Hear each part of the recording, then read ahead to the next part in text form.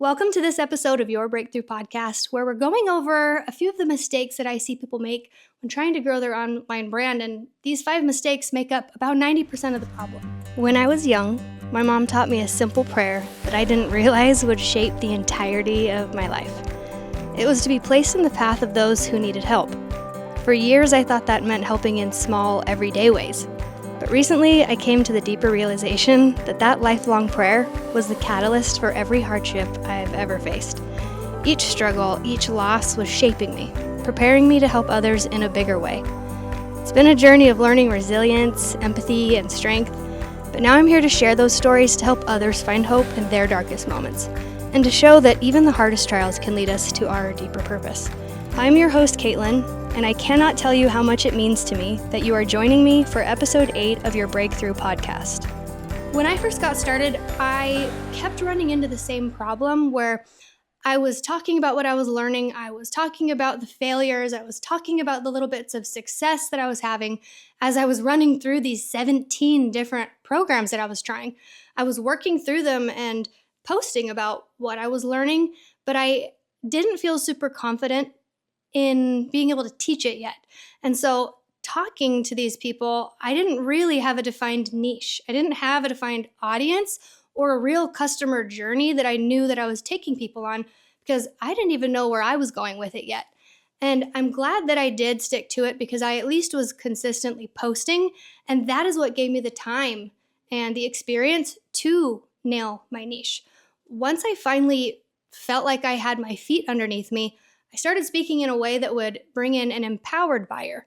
So right at the beginning, I kept having so many people come into my Instagram page and my DMs like, I'm desperate for money. I have to make money now. It has to work right away, or I'm going to lose my house. Like, I don't know if I can do this. I can't spend any money to get started. And I was like, why am I attracting this kind of desperation? And it kind of made me feel desperate.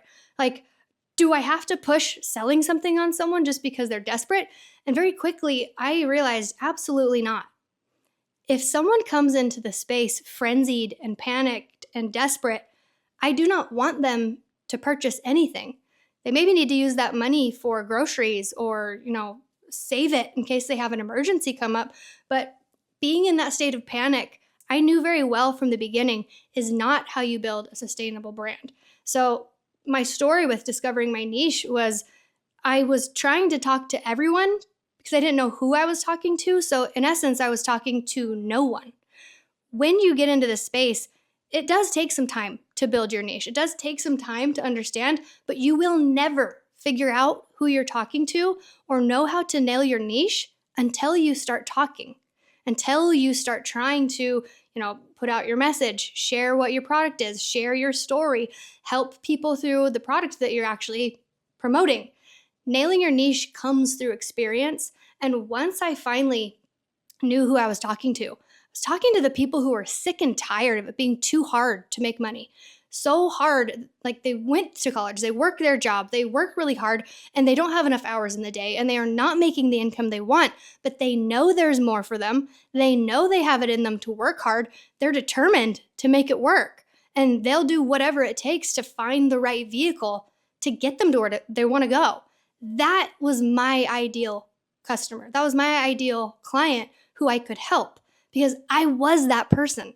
I was the person who was working my brains out, working so hard. I had multiple businesses. I had 2 online Etsy stores that did well, but then exploded when Etsy decided to change their SEO and open it up. People could just sell products from China when it was supposed to be handmade items in the US. That changed things. Like, I did microblading. I did well for a little while, and then that business failed. I did microblading training. I did permanent jewelry. I have done so many things, but I never found the vehicle that actually took root and let me live the life I wanted. I felt like I was still constantly always struggling, but if I could just find something that would be the thing that could earn the income that I wanted, I was going to work and fight tooth and nail to find it. 99% of the time, your ideal audience and your target market and the person that you truly need to be speaking to is you. It's you before you found the solution. Oftentimes, we go through life, we find a solution to something, or we go through a really hard problem. And if you come out the other side learning a really valuable lesson, you can create a product around that. You can create a blog, you can create a Pinterest, you can create an Instagram account talking about those stories. And the reason people are making so much money on social media right now is through information products. People want to learn in a quick, easy way, and how better than to learn from someone who has been through something very specific, found a solution that works very well, and then putting that into a digital product that someone can digest in an afternoon, whether it be homesteading, a chicken coop, cooking, a budget, learning how to deal with kids when they're angry, fashion, makeup, anything. I do my own nails, and I'm like, maybe I should do a guide showing people how to do their own nails from home so they can save time and money. There are a million things that you can do to make money online. And if you talk to yourself before you found the solution that you're offering, it makes content creation so much easier, and it makes that authenticity land with your audience because you know who you're talking to. You were talking to you before you found your solution. So that's number one. Number two is skipping the foundation, skipping what you really need to be nailing right in the beginning to sustain a business, or rushing through it. Right when I got started, there was a mad, frenzied gold rush surrounding courses. The very first program that came out that introduced the phrase master resale rights, I had never heard that, was called the Roadmap to Riches. And this couple, Zach and Hannah, super smart business people, decided that they wanted to create a business development course that would teach people how to get the concept of an idea, learn how to set up their systems. I didn't even know what a funnel was, or a landing page. I didn't know what Stand Store was, but they show you how to set up systems to collect payments, how to set up a sales funnel to bring people in, how to build a digital product, how to build a course. If you're so lucky to have that much information, you could build a course. I certainly didn't when I first got started. Teaching you email marketing, teaching you branding, teaching you all of the things that are necessary to begin a sustainable online business. And this course was beautiful. I had tried at that point probably, I think, 12 other options.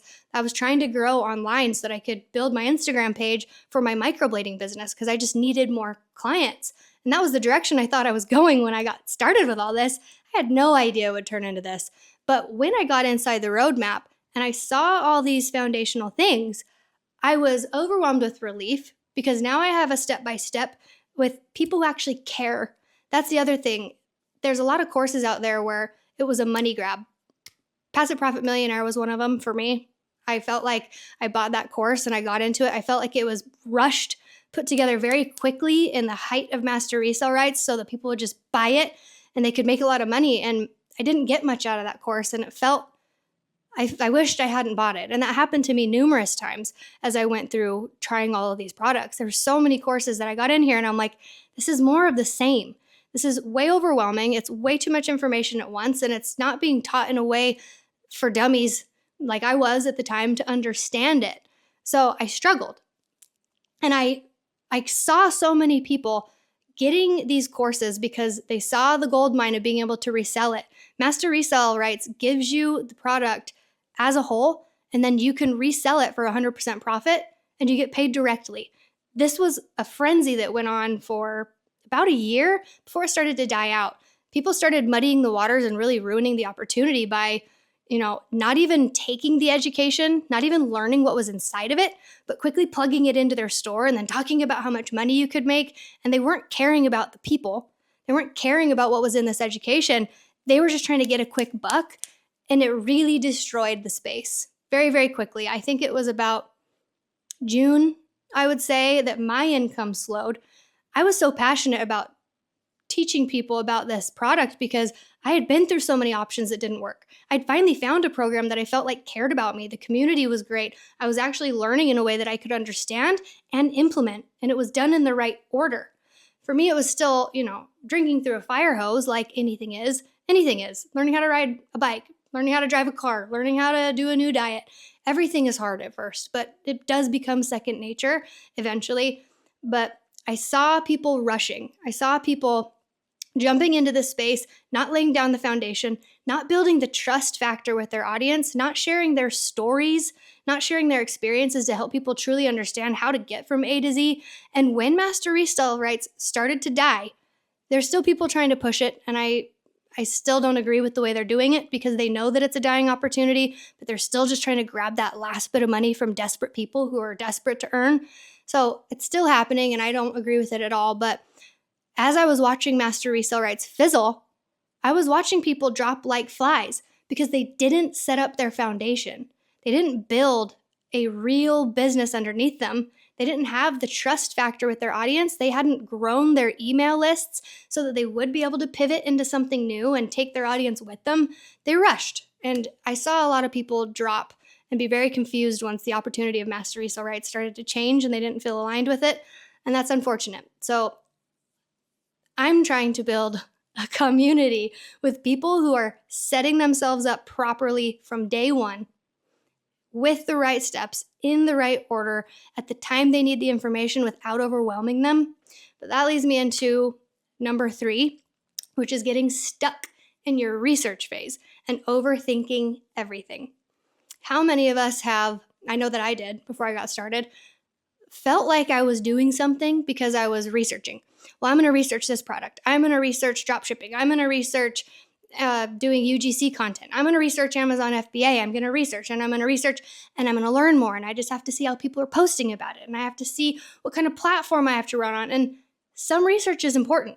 You have to know what you're doing, at least from the beginning, somewhat. Like I cannot watch a movie unless I see the trailer first. I get really irritated throughout the movie and I feel like I don't get as much out of it if I don't at least see the trailer so I can put together what, even in relative sake, the movie is going to be about. That's the kind of research we need to be doing. Get an idea, feel motivated to do it, and then trust yourself enough to dive into that opportunity quickly, because the people who take action fast are the people who make money. While there's people so much less qualified than you who jumped up on an opportunity and started running with it while you're still thinking, should I do it? I need more research. I need more information. I need more time. I need a better time. Like after this happens, then I'll do it. Those people are already making money, failing 80 times, but also getting it right over and over until they're actually making money, while all of the rest of the people are still thinking, maybe I could, or what if I did, or I'm worried about what my family will think, or whatever it is. There comes a point when our research phase or our preparation phase just becomes procrastination and we lose the opportunity.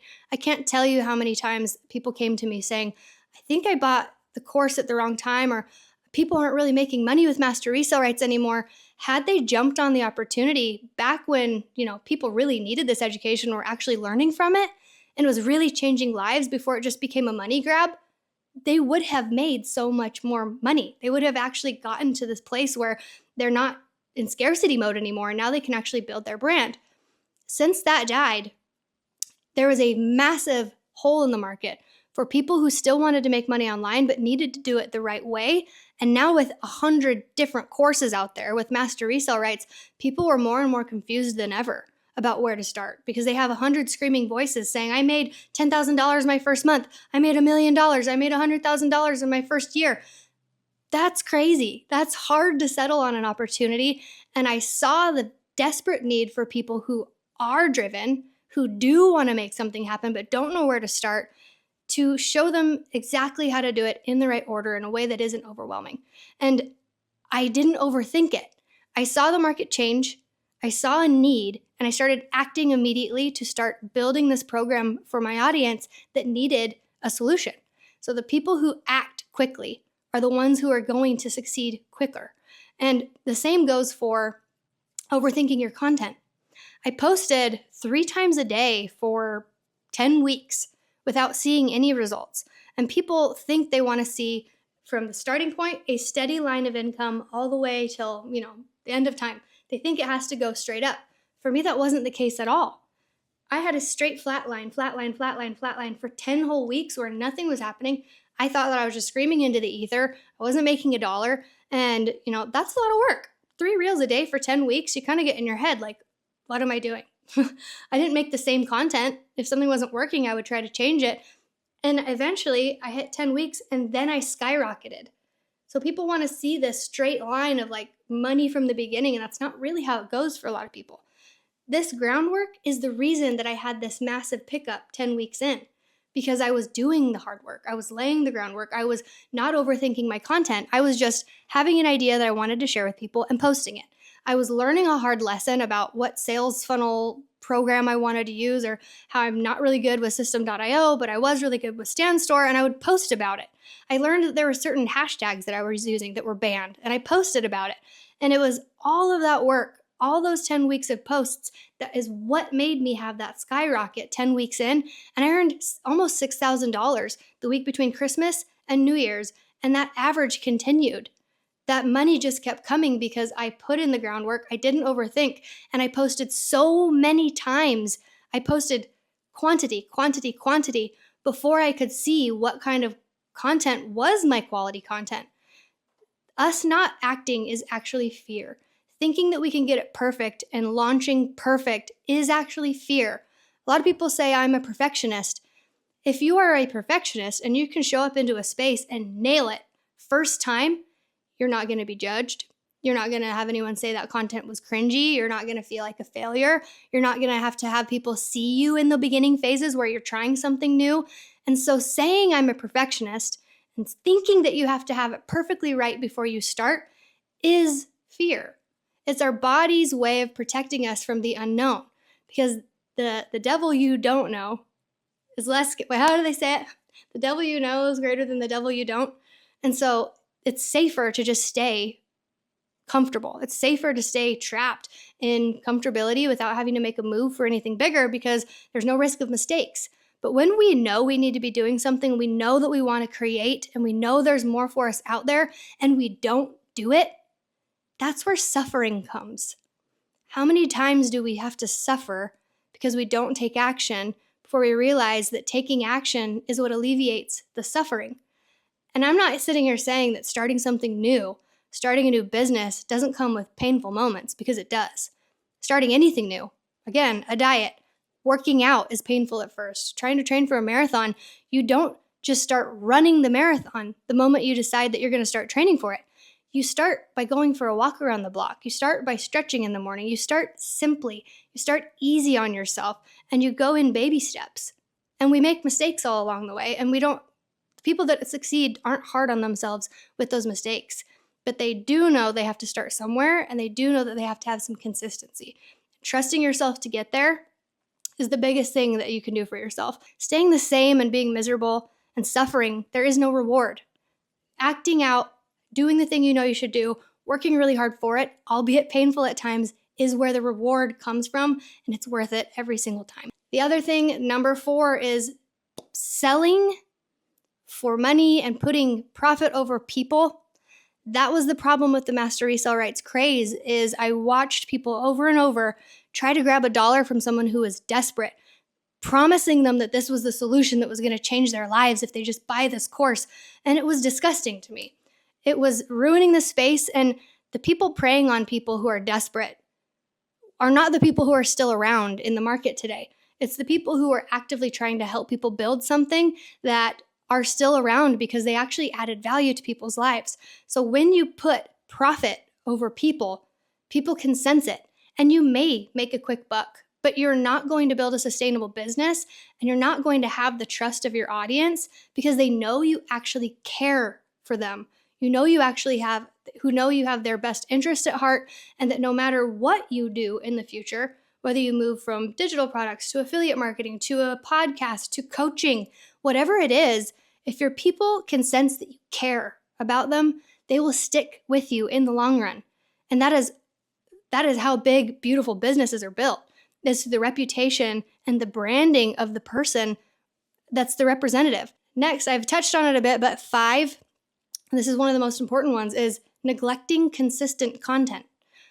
In my 30-day breakthrough Kickstarter, we touch on what your niche is going to be, what kind of product you're going to sell, what platform you're going to sell it on, and the way to create content to bring in the right audience, to actually show up as an online brand that people trust and people know. But you cannot be trusted and you cannot be seen if you're only posting once a week, Whether it's on YouTube, Pinterest, LinkedIn, a blog, a vlog, like whatever you choose as your content medium, you can't just show up once a week and let it float and hope that people are going to find you.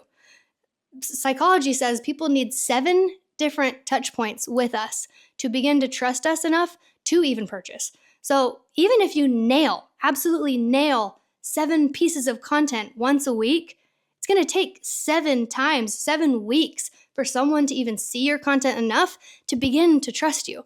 So many times I've got students or people asking for help or asking for mentorship, and they'll say, hey, will you take a look at my page? I don't understand what I'm doing wrong. I've been doing this for 6 months. And I go to their page and I only see 100 posts.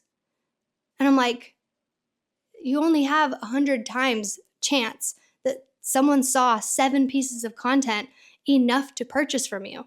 And the other thing is, if they're only doing one kind of content, that's not encapsulating the whole scope of what people need to see from you. I teach this so thoroughly because it's so important. Yes, you need to have some sales content. Yes, you need to have so much storytelling.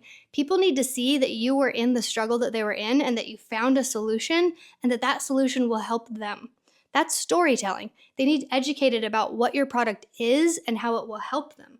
They need to see a transformation and they need to know who you are so that they can trust that you're the person that's going to provide that solution.